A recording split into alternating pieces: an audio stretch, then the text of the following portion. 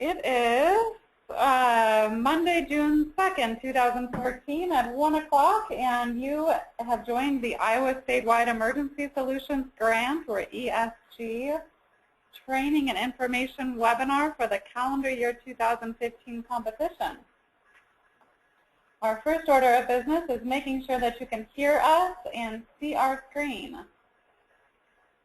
So if you would be so kind as to send us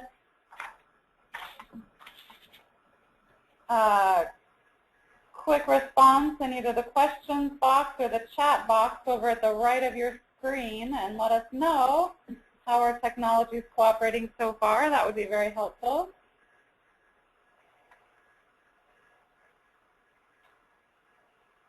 Okay, and looks like we're getting some good feedback so far that everything's in order so far, so good start.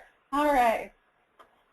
Let's see, our intent is to record today, so if you're worried that you can only be here for a couple minutes, I'm going to have to cut out. That's okay. We will record this and attempt to post it online, which we're usually successful at, and we'll certainly post the slides online afterwards also. Okay. And we will begin.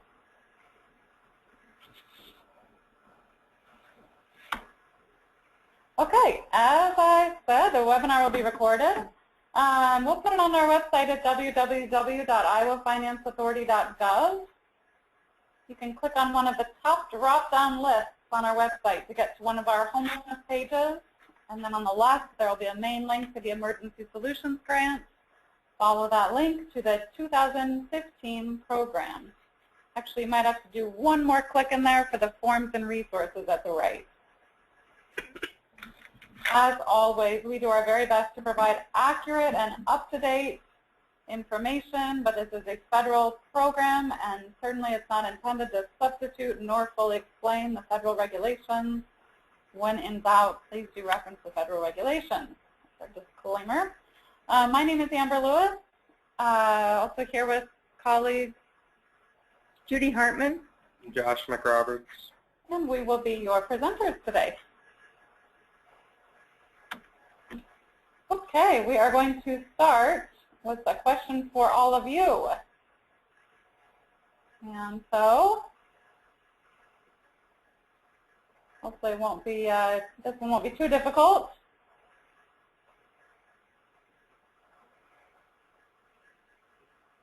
Let's see, the question is, what are you hoping to learn from today's webinar? And I'm going to try to launch this here. It doesn't seem to be cooperating quite yet.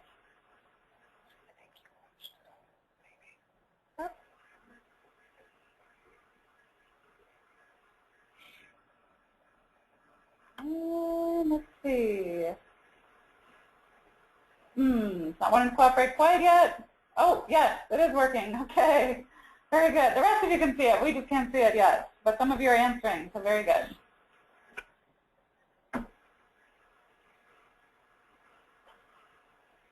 Okay, I'm getting a lot of what is different from last year's ESG application. That's good. That means a lot of you are familiar with the ESG program and maybe even applied last year. Some of you interested in how do the proposed staff rules change the outlook for this competition. Okay, thanks for your responses.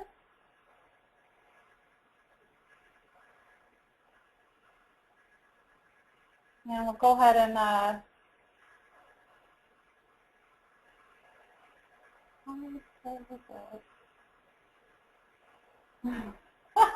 as you can tell, maybe you can tell, we don't do the polls very often. Trying to share our results. I don't know if the rest of you can see, but I'll go ahead and tell you.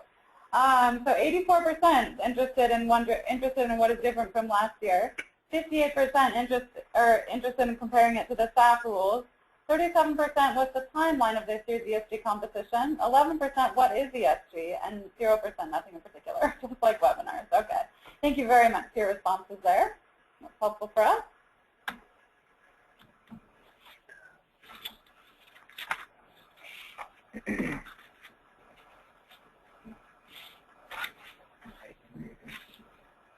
Okay, moving on. Hopefully you can still see our screen here.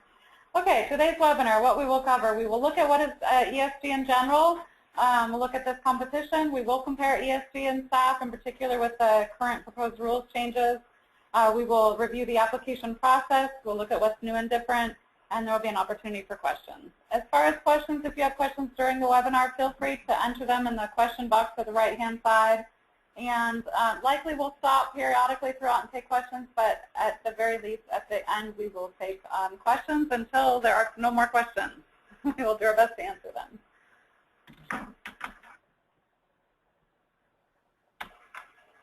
Okay, what is ESG? And really would like to know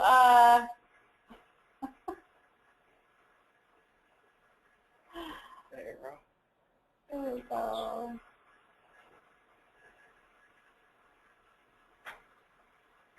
There we go.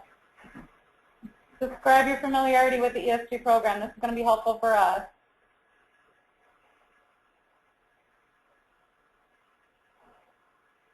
So please either respond, you have a current grant, you've had an ESG grant, you don't know ESG, or we don't know much about ESG or staff.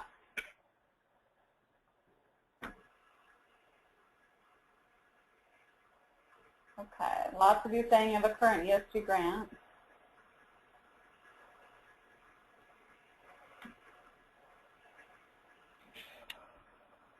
Okay, excellent. Thank you very much. Okay, it looks like 58% of you have a current ESG grant and you know the program. 26% have had an ESG grant before. 10% don't know ESG but maybe familiar with the staff program. 5% new to either staff and ESG. So thank you very much for that.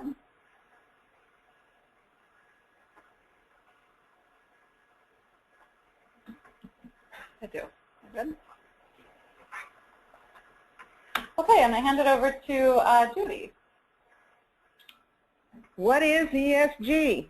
The purpose of the ESG program is to assist people to quickly regain stability in permanent housing after they've experienced a housing crisis and/or homelessness.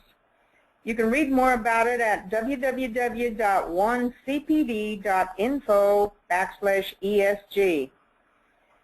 The basic facts about ESG are that it is a federal program of the U.S. Department of Housing and Urban Development, or HUD. It's a formula grant.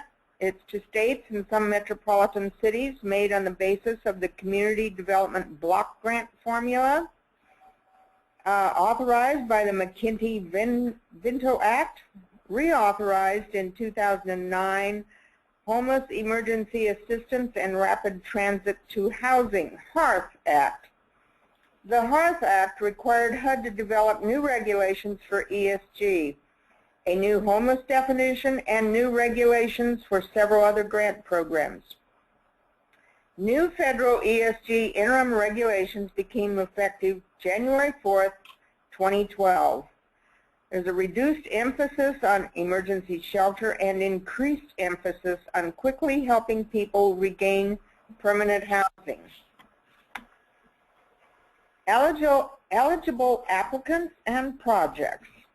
Eligible applicants are units of general purpose local government, not public housing agencies, and private nonprofit agencies. Projects must serve clients that qualify as homeless under the HUD definition at 24 CFR Part 91, or at risk of homelessness under HUD definition at 24 CFR Part 576. Eligible activities are street outreach, shelter, homeless prevention, rapid rehousing, data collection and reporting, and administration. The street outreach portion is for essential services for unsheltered homeless persons, such as connecting persons with emergency shelter, housing, or critical services, providing urgent, non-facility-based care to unsheltered homeless persons who are unwilling or unable to access emergency shelter, housing, or an appropriate health facility. Category 1 of HUD's definition of homelessness. Engagement, case management, emergency health services, emergency mental health services, and transportation.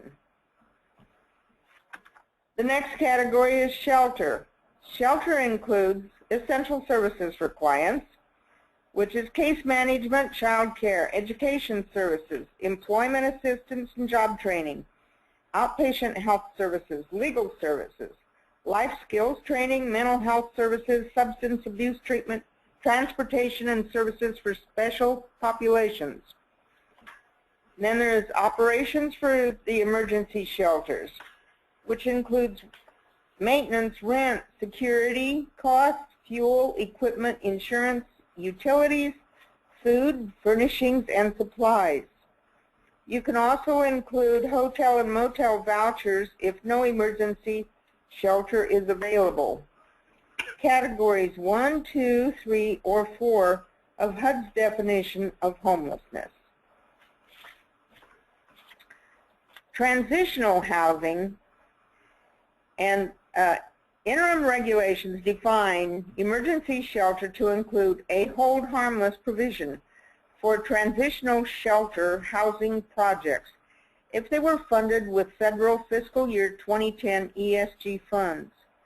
For the Iowa statewide ESG program, federal fiscal year 2010 ESG funds were allocated for the period from July 1 through December 31 of 2010. Essentially, such projects are grandfathered in for eligibility as emergency shelters. If they meet all other qualifications, such projects may apply in the shelter category. Homelessness prevention and or rapid rehousing. Homelessness prevention. Categories 2, 3, or 4 of HUD's definition of homelessness. And you can find it at www.1cpd.info resources, or HUD's definition of at-risk of homelessness on that same 1CPD website. Rapid rehousing, category 1 of HUD's definition of homelessness.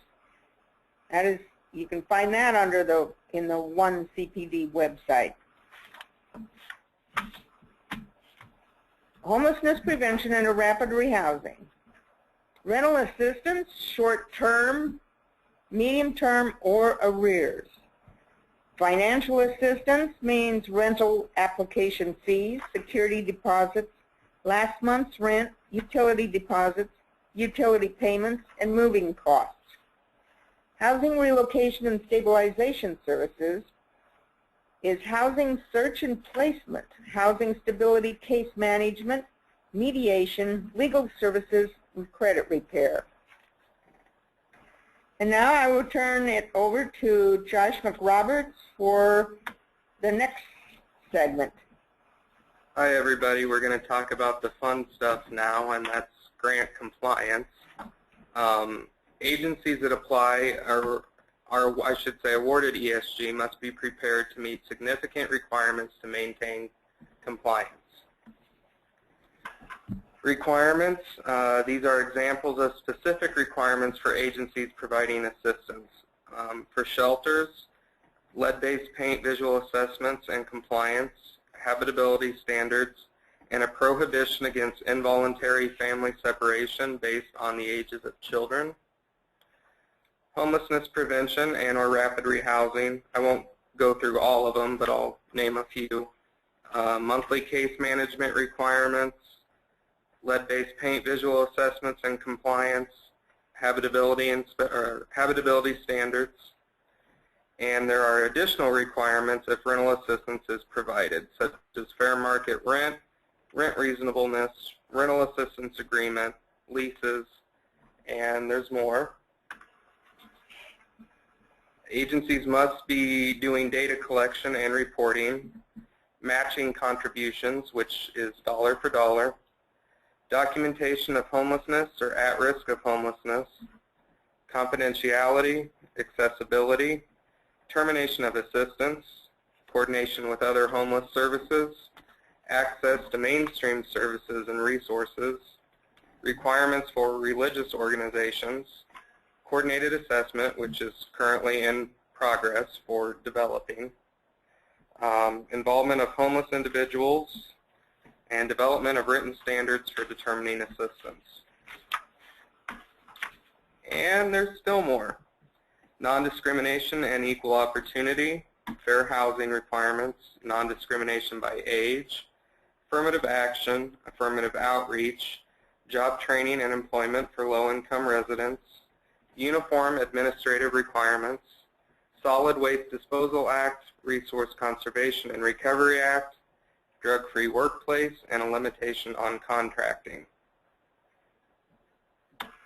And to talk a little more about data collection and reporting, all agencies must collect data on all clients that are served. They must enter data in the Homeless Management Information System, HMIS, or Service Point, unless the primary mission of the agency is the Domestic Violence Victim Services, in which you would use the ALICE or comparable database. You must follow confidentiality and security policies for data collection. An ESG annual performance report, an APR, for HMIS agencies is required.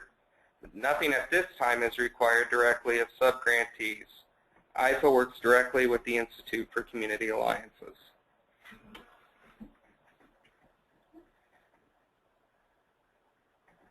Oh no, sorry about that. Agencies with domestic violence primary mission. If your primary mission is domestic violence victim services, you must collect data in a comparable database instead of HMIS. An ESG annual performance report, or APR, for DV agencies. The DV agency must report aggregate client information directly to the Iowa Finance Authority.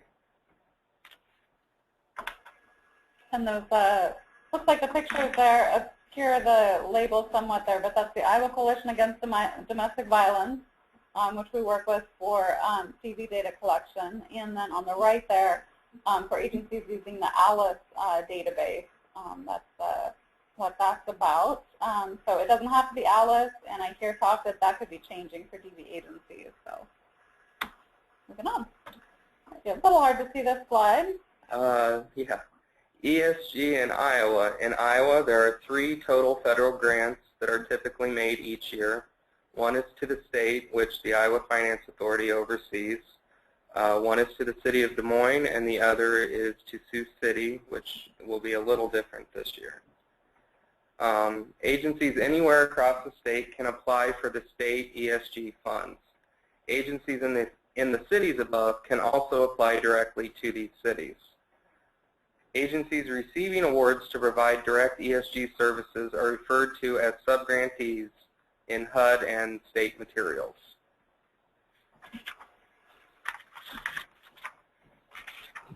So for calendar year 2015, the competition, the Iowa Statewide ESG Program Stakeholder Collaboration. There was a public comment period which ended May 28th. There was a public meeting for comments May 28th. And IFA reviewed all comments in drafting final competition materials, and those comments were posted online with the responses. The deadline for submitting applications on the online HAP system that we use is Thursday, July 3rd, 2014 at 4:30 p.m. The system will not allow any late submissions, so don't be among the unlucky who wait until the last minute, because if there's a lot of people in the system at one time, it tends to slow it down. There will be no allowances for technical delays at the last minute. And the award period, should you get an ESG award, will be January 1, 2015 through December 31st of 2015.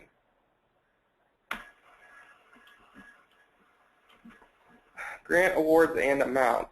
The source is the HUD Federal Fiscal Year 2014 allocation plus any carryover.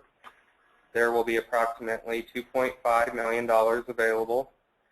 Approximately 20 to 40 awards will be made, ranging from a minimum of $30,000 to a maximum of $150,000. The maximum in any single category is $100,000, and requests made outside of this range may not be reviewed. You can have data collection and reporting up to 5%, and the allowable rate for administration is up to 2%. And note that only one application per agency is allowed. If a nonprofit agency, you must be recognized independently by the Iowa Secretary of State's office. And the matching challenge, as I mentioned, it's a dollar for dollar or one-to-one match that is required, which can be cash or non-cash. Consider both sources and uses. Matching contributions must meet all requirements of the ESG program and must be used to further the ESG program. Some possible changes to the ESG match requirement with the proposed changes to the Shelter Administration Fund or SAF administrative rules, it will reduce the ESG match requirement, but those changes are not yet final, so be still prepared for the one-to-one ESG match requirement. So the ESG and Shelter Assistance Fund, how do they relate? The Shelter Assistance Fund supports costs of operations of homeless and domestic violence shelters. Federal ESG rules currently come with more requirements. The SAF competition for 2015 will likely be held in August or September of this year, and only agencies that do not receive ESG may apply for SAF. Should your agency wait and only apply for SAF? Please review the proposed SAF changes. Any comments are due tomorrow, June 3rd, to Amber Lewis here at IFA. You should know how the changes might affect your agency or program in homelessness prevention, transitional housing, additional sheltering requirements, which we went through under the compliance section, etc. There is less money available with SAF. SAF awards are generally smaller. The total amount available is around approximately $900,000 every year. And the ESG total amount available, as we noted, is $2.5 million. And the ESG score details can help for SAF. Okay, and I just want to pause on that slide there because I think it's very important to emphasize for agencies.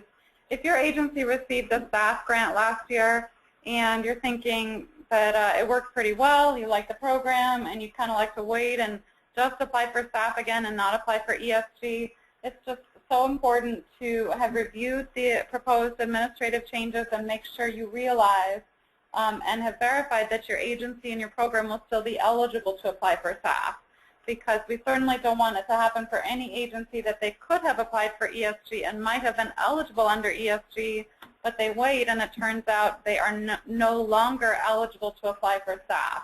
And there are a couple instances where that could happen. And so that would be very sad. We really want agencies to be aware of and thinking about both of these programs together and what's the best fit for your program this year given the proposed changes.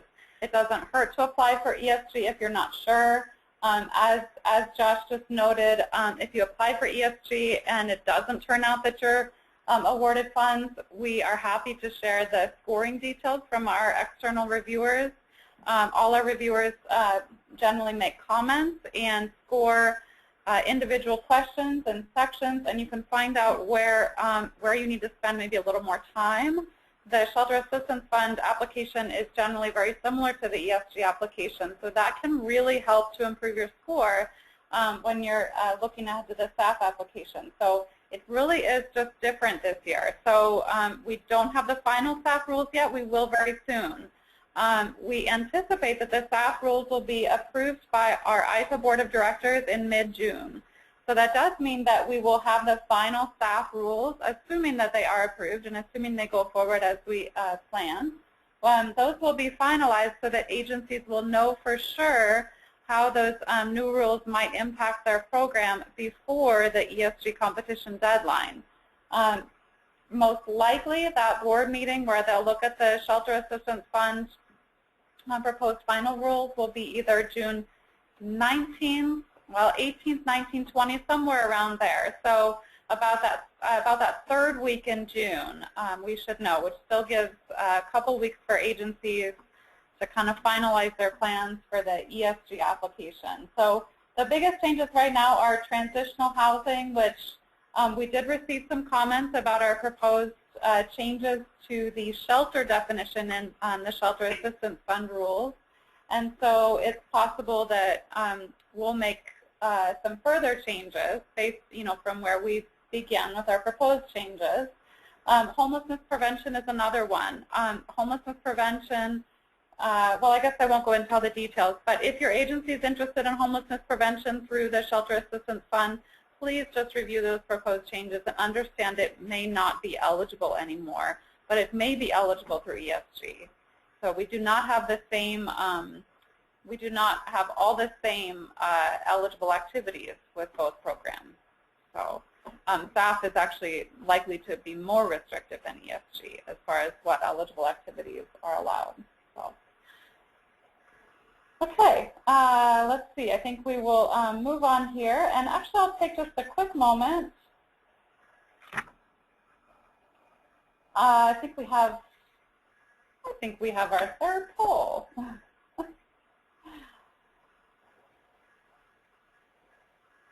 Okay, this is kind of an important change here. This question is about budget. You'll take a quick moment and respond here.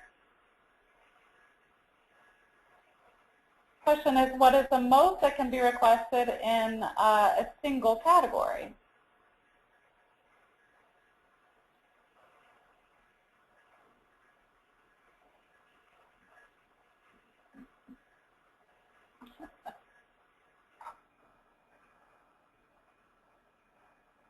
Okay, and oh, and look like things started out a little better. Now people aren't sure. Okay, thanks for your responses. We'll go ahead and close that and share. Looks like 69% of you thought that 100,000 was the limit for individual categories, and that is correct. So excellent job to 69% of you. 21% of you thought that it was 150,000. So I'd like to stop and clarify. 150,000 is a very important number, but it is the total application limit. It is not the limit in a single category.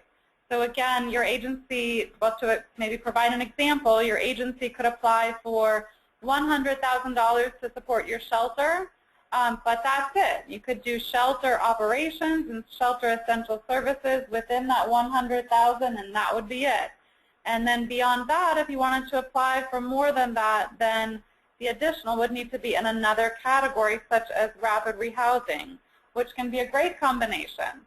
If you're doing a shelter, then you're already serving that population who are homeless and in need of permanent housing. So rapid rehousing can provide a great way to transition people out of your shelter and back quickly into permanent housing. So we really encourage that, and that can work out well. So yes, 100,000, absolutely. 7% of you thought 30,000 was the total limit in an individual category, and that is not correct.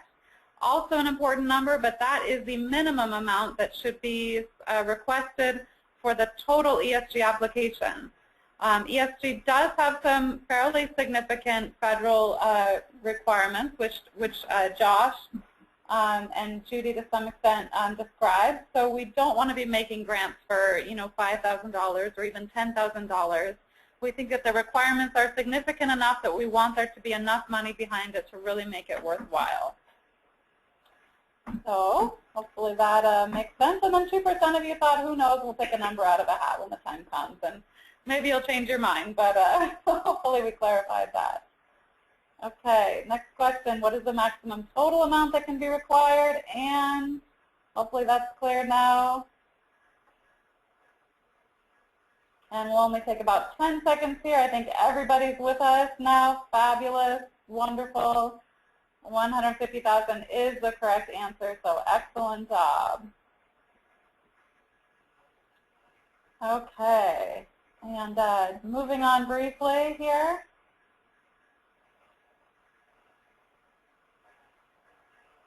Okay, this is a little different question. Why might an agency decide to apply for ESG and not the Shelter Assistance Fund, or at least to apply for ESG before the Shelter Assistance Fund? We'll go ahead and launch that, and if you'll let us know your thoughts there, then we can gauge how we're doing.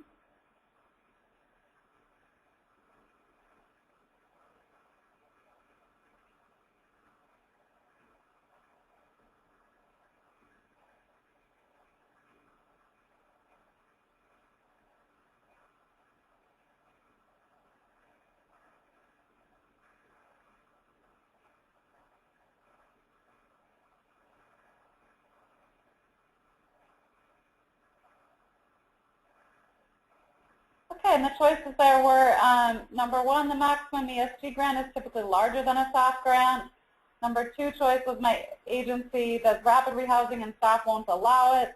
A third choice was my agency does homelessness prevention. That's that HP is for homelessness prevention, and staff new rules might not allow it. 18% my agency does transitional housing, or TH, and staff new rules may focus on shelters. And 59% we can always apply first for ESG, then staff is not funded.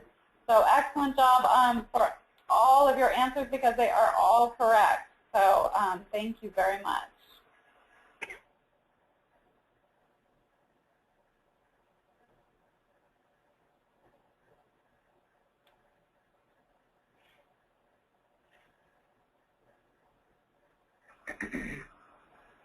Okay, fabulous. Moving on. Okay, we're going to next talk about the application process. Looked from the poll earlier on that a lot of you were familiar with the ESG program already, or if not ESG, then at least staff. And if that's the case, then you're already familiar. You're one step ahead of the game because it's a very similar application process as what we've done before. The HAP system, that's our Homeless Assistance Program system. That's the Iowa Finance Authority's online system that we use to submit applications for both of these programs. And it's been about 3 years since we've been using this program, with just small updates and changes each year. Hopefully that's starting to feel familiar. To access the HAP system from the Iowa Finance Authority homepage, again, those drop-down lists at the top can be handy to get to our homelessness pages. Link on the left for the Emergency Solutions Grant, click Forms and Resources, little chevron at the right. Under the 2015 program, you can find a link to get to the application.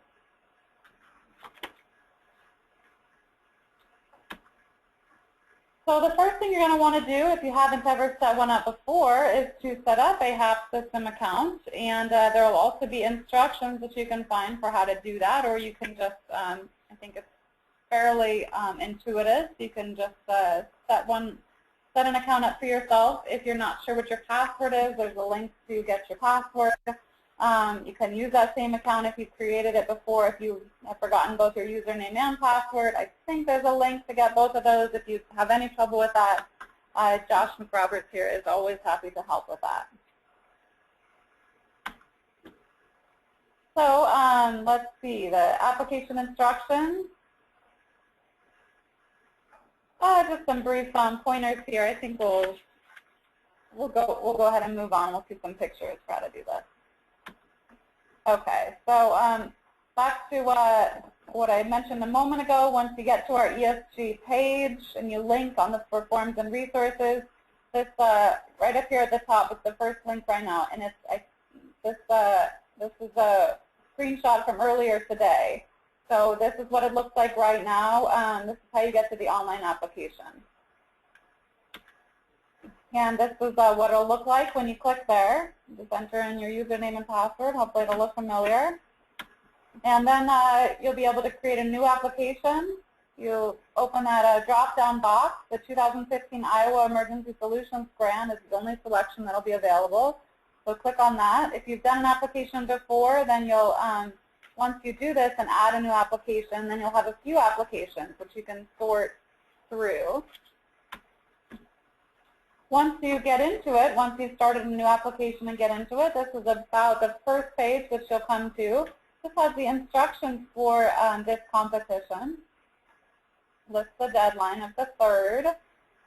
Just gives a quick overview of the purpose of the ESG program, this competition, et cetera, and you can scroll down. This is just a screenshot of this system again earlier today, so I'm not going to scroll down here, but when you get to it, you'll be able to. And so just in order here, you'd want to, number 1 here, go through each of these links on the left, and you can do them in any order you want, but here we're at the instructions first. If you were to click on the applicant profile, you just enter some quick information about your agency. Not a scored section, but just things like your contact information and where you're located. The project design and competition priorities, that would be what kind of project are you offering or proposing, and what are the main, what are some best practices about your projects, some fairly similar questions to last year. And then that's also where we find our competition priorities, which we'll talk about in just a moment. And then the experience and capacity section, very similar to last year, both ESG and SAP. Community partnerships and need, that section's been updated with just some minor changes. Performance, very similar to last year. Budget and grants management, a few minor changes in that section. And exhibits. And so the number 2 item here, that's where you want to save it once you've done any amount of work. And if you're typing right into a box, right into a narrative box, you might want to go ahead and save fairly frequently to make sure you don't get timed out of the system and lose your work. So that's that number 2 for save. Look at that button up there. Number 3, this little print icon or print link can be kind of small and easy to miss, but you can print out your application at any point. And number 4 over here, when you're all done and you have all these green checks, all these X's have turned to green checks, that shows you're probably about done. You can go ahead and submit. Do keep in mind that not all the questions are required. For example, there's some competition priorities questions that are not required. And so because they're not required, this X might turn to a green check even when they're not filled out. So don't just rely on the green checks. You want to make sure to go through each question and even the optional questions in case you would like to enter something, and make sure that you filled it out as completely as is appropriate for your program. Okay, and moving on to helpful hints. I'm actually just going to take a quick check here and make sure that there's no immediately pressing or emergency questions or technical issues so far.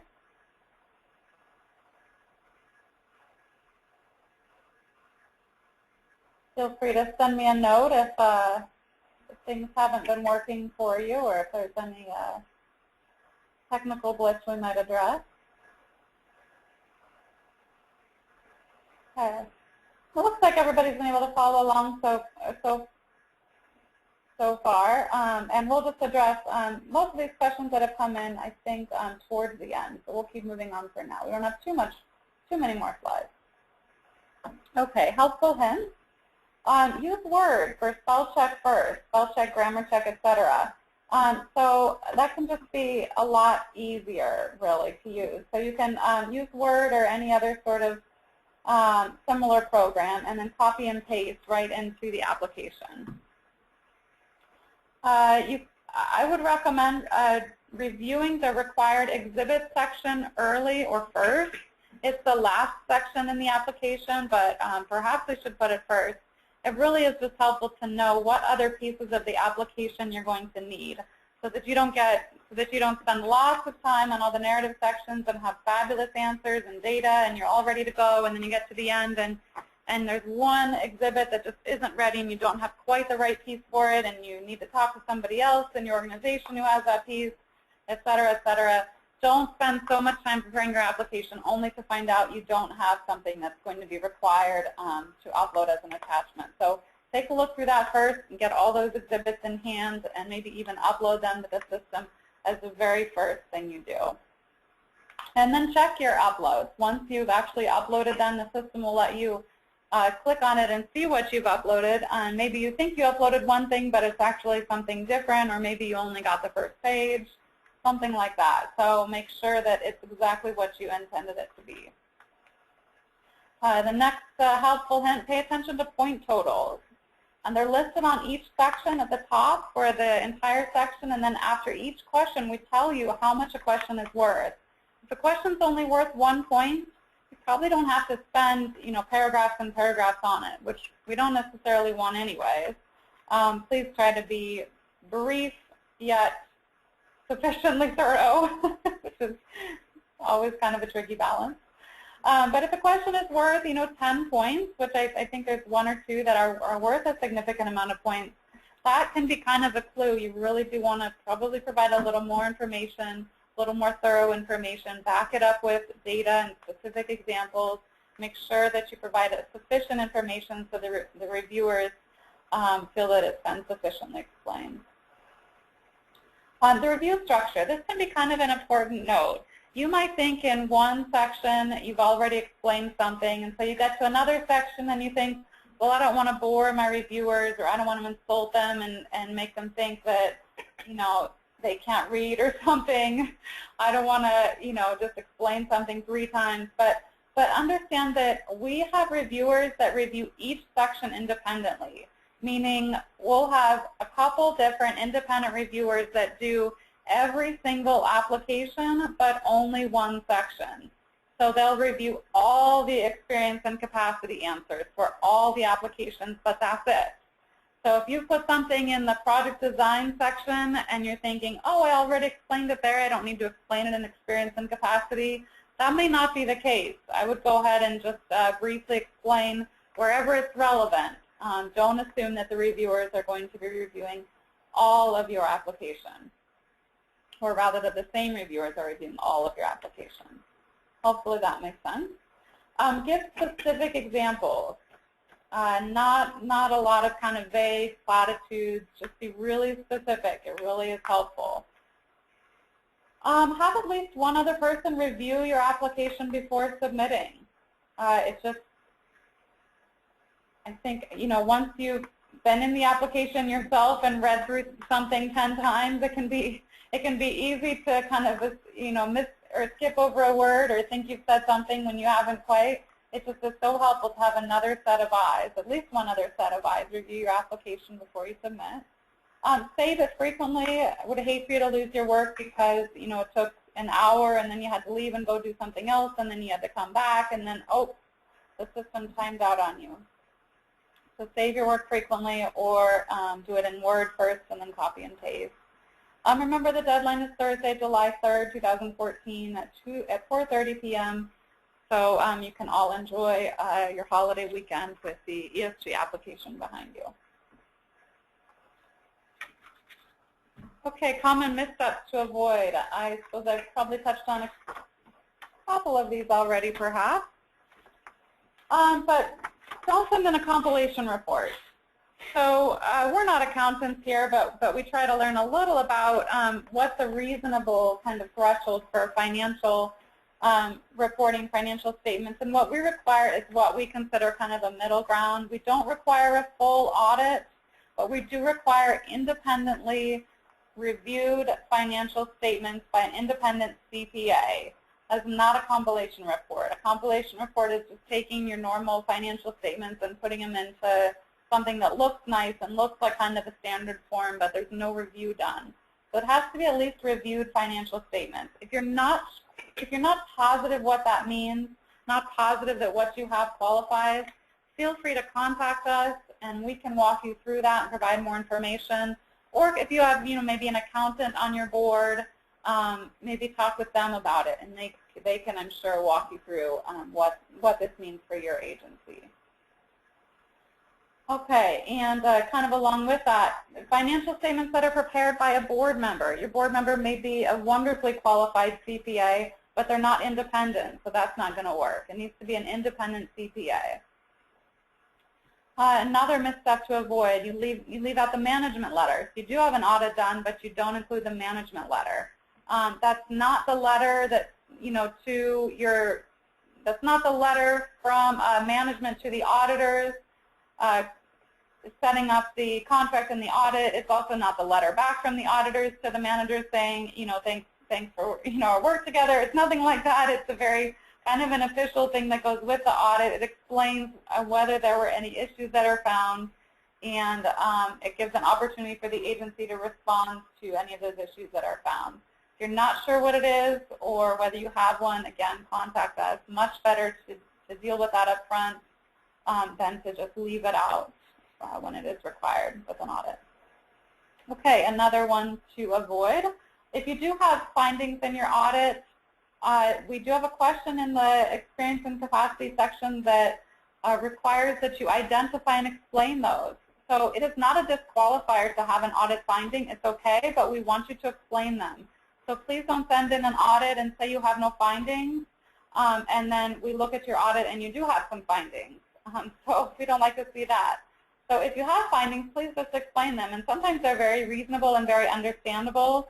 One thing that we see a lot is very small agencies that do not have sufficient segregation of duties, or do not have optimal training for the accountant doing the books. And with very small agencies, sometimes those are okay and they make sense, but we just need an explanation.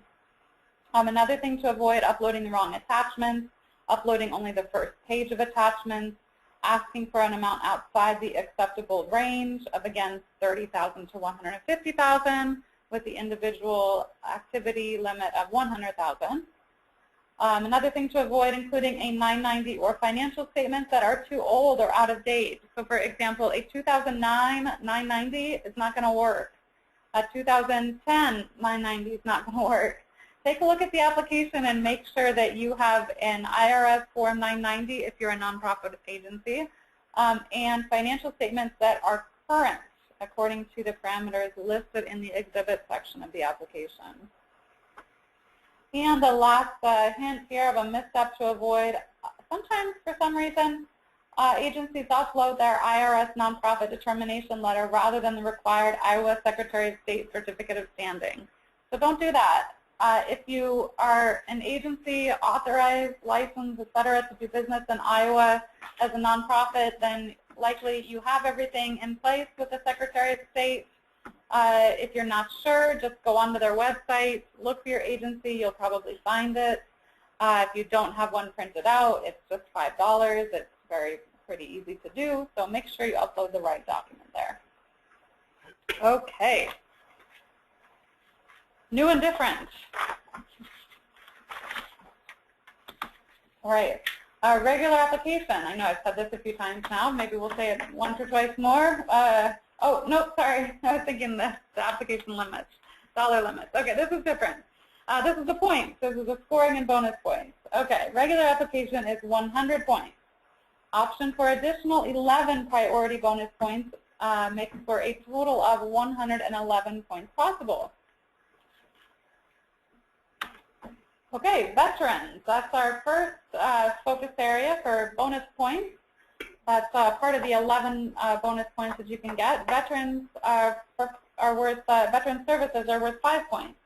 So this is different than, oh, well, I would provide service to a veteran if they came in through my agency's doors. This is what in particular, what in addition, what kind of specialized programs do you offer for veterans? So you can explain that in your application, and we'll score that. The second one is a focus on rapid rehousing, and certainly that's a need that we found when we look at maps of the state currently where rapid rehousing is being offered. There is a great need for it in much of the state, so we want to encourage that. We have a few points there. And then services in a rural area, and we have some requirements there, and those are listed in the application. And this is just to recognize some particular challenges of offering services in rural areas. Okay, other new and different. Oh, this is back to that overall budget limit of $150,000, which is higher this year than it was last year. Last year, I think had kind of a soft limit of $100,000. We noticed that several agencies asked for more than that, and they gave reasonably good explanations for that. We do have a little more money this year, $2.5 million instead of $2 million. So we are offering a slightly high, or a somewhat significantly higher overall budget limit. We have the single category budget limit of $100,000, and that's new. So $150,000 is a hard limit, though. We're not taking requests for more than that. So that is different. New this year, we have that 5% limit on data collection and reporting. Last year, we only had about 4 or 5 agencies that requested funds to support their data collection and reporting. For the most part, they were well within the 5%. In 1 or 2 cases, agencies requested something that would have been beyond the 5%. And we really think that it shouldn't be a huge portion of a grant. So 5% is what we're limiting there. Administration costs. Last year, for the most part, we did not allow subgrantees to incur and be reimbursed for ESG administration costs, and so that is a change this year, allowed up to 2%. And we do have some changes and additional questions throughout some of the sections. We will have an additional service point HMIS report that is just focused on data completeness and quality. And to obtain that report, there are instructions within the application and posted online about how to get the appropriate reports from the HMIS system and other mostly minor changes throughout. Okay, and we have reached most of what we had planned to cover here. And we will go ahead with just one or two quick questions for all of you to close out, and then we will take questions.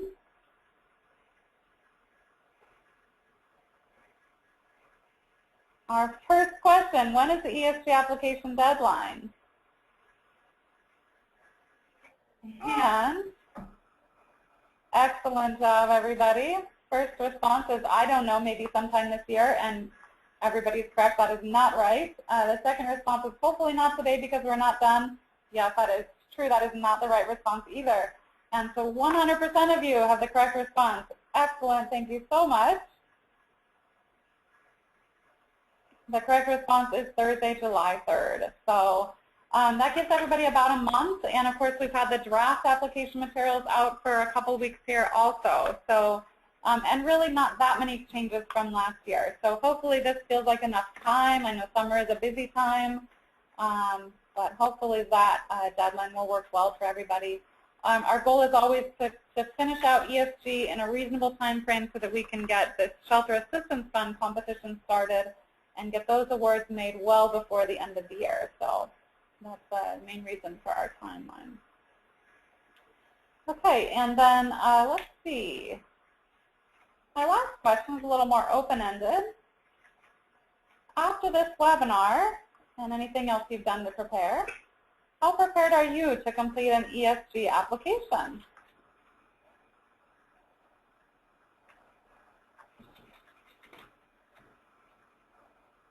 And the choices are, we've read the draft application and we're ready. This looks easy. The second choice is, or the second option is, I need to review the materials more to be ready. And the third option is, this looks really hard and I don't know what to do first.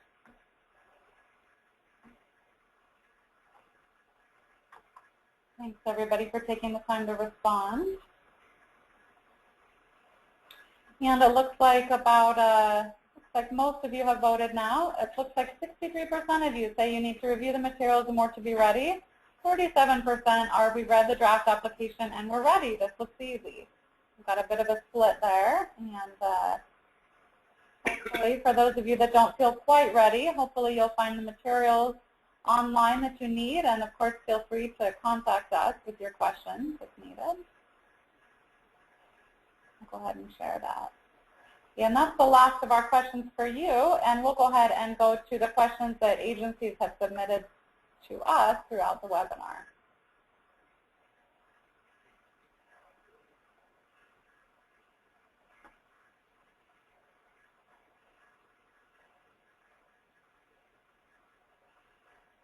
Okay, so bear with us for just a moment. I want to go back and make sure we'll try to get the questions as much as possible in order. Okay, a question we always get, will the slides be available? This might have been really early on, but again, the slides will be available. We'll post them online to our website on the ESG page. If technology has cooperated with us today, then we will also post a recording. There's a question, what is considered as security under operations for emergency shelter? I think typically agencies submit personnel staff costs for that item. That would be if you have a security, someone on staff who provides security for the shelter. Beyond that, maybe you do security cameras or lights or something like that, or locks. I think all of those would be considered normal operations costs, and those would be fine. If you have something more specific that you're wondering about, we're always happy to talk with you on whether a specific cost fits in with ESG.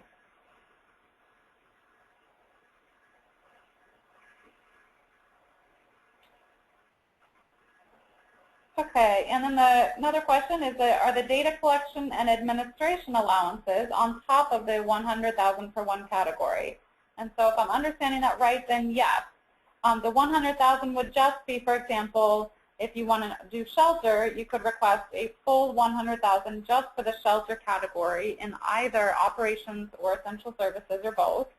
And then on top of that, you could request, in that example, $5,000 for HMIS, and then $2,000, well, okay, so maybe slightly different, about $2,000 for administration, about $5,000 for HMIS, based on how the percentages work out with the total. But yes, admin and HMIS would be on top of the $100,000 that you could request in that case.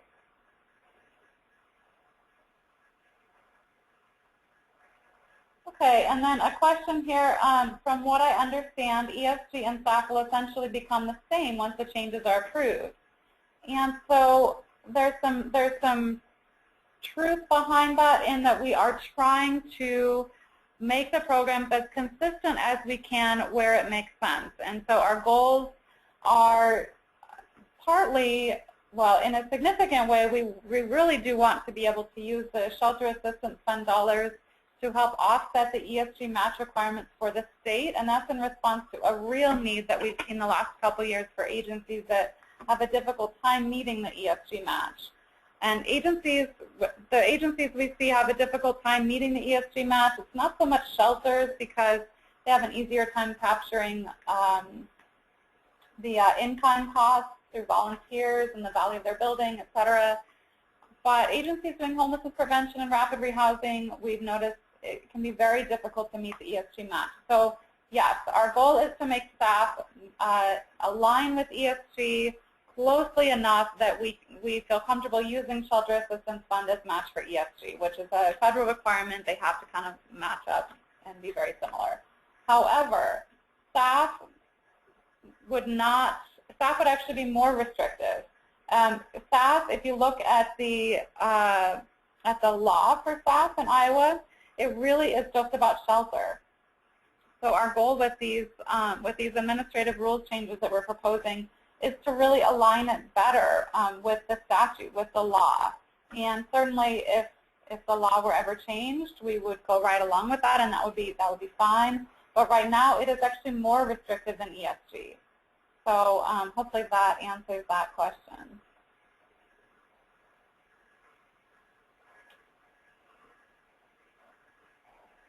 Okay, oh, this is a difficult question. Can you give us an example of what agencies that it might be best to apply for ESG versus staff? A really good question, and there's just so many different variables there. It's honestly hard to answer beyond what I think was probably already done through the webinar. I would be glad to talk with somebody on the phone or by email if you have specific questions about with your agency. And the questions you have about your agency, we'd be glad to talk more offline. But beyond what we've covered, it really is just difficult to say. It's so different for each agency. Yeah, I'm sorry that's not a very helpful answer right now, but beyond what we've covered, I'm just not sure what else to say in a general sense.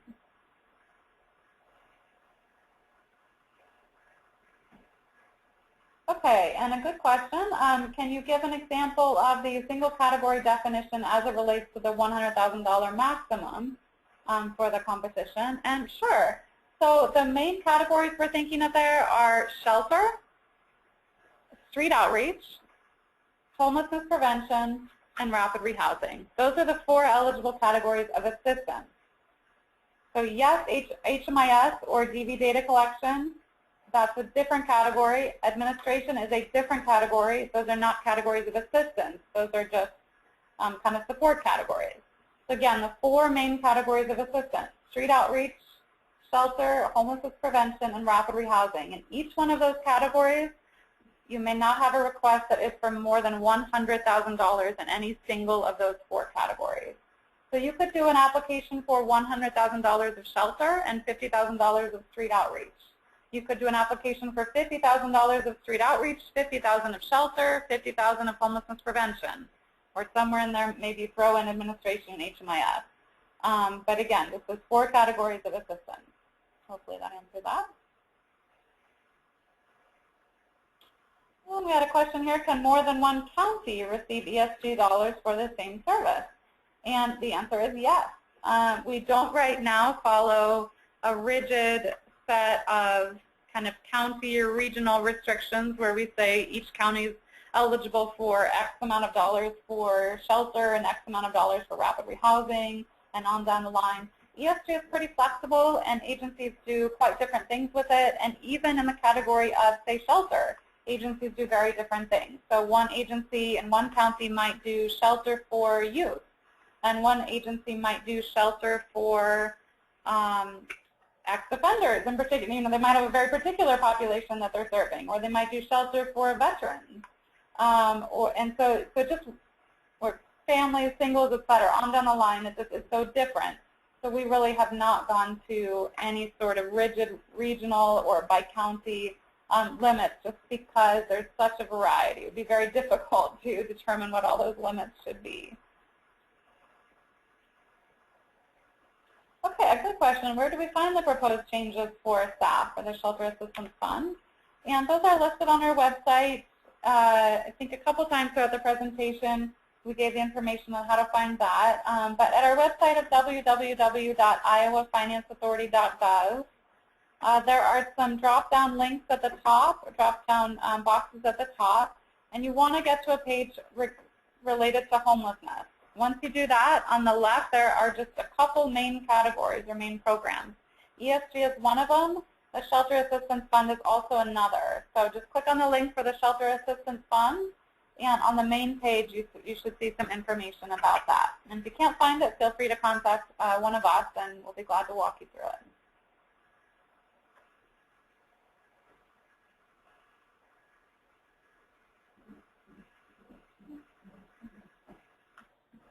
Okay, question, another question. We've received Shelter Assistance Fund for a congregate meal program. Would that no longer be eligible under the staff rule changes? This is a very specific question about a very specific type of program. Perhaps we want to talk more offline about it, but to provide a general response, please do take a look at the rules or the proposed rules changes, because we do have some proposed rules changes specifically about meal programs.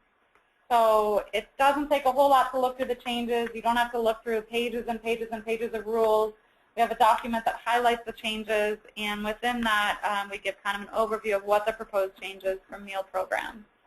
So staff, as proposed right now, staff would still support meal programs to some extent. So, but again, please do look through those, and then comments, we're accepting comments on this proposed staff rule changes through tomorrow. So, and we have an in-person public comment hearing tomorrow morning here at 10 o'clock. So if you're interested or have questions or are confused, feel free to come on over for that and submit comment, or just send it in by email or fax, mail, etc. That works. Okay, question on ESG match. Are there printed materials somewhere that show what kinds of funds can be used for match? Okay, good question there. And for eligible matching funds, we just follow exactly the federal regulations. And so the ESG rule is where we go to for our first bit of guidance. And so that gives us just a few paragraphs of what exactly can be used for match. And then for more information, HUD has at this point issued a couple different FAQs on ESG match that really do lay it out and provide some more detail. So you can go to the 1CPD website for HUD's ESG program and look for the FAQs there. And if you're not able to find those, feel free to contact us and we can walk you through how to access those. But it really is helpful to go straight to the source, which is HUD, for questions like these about the federal regulations.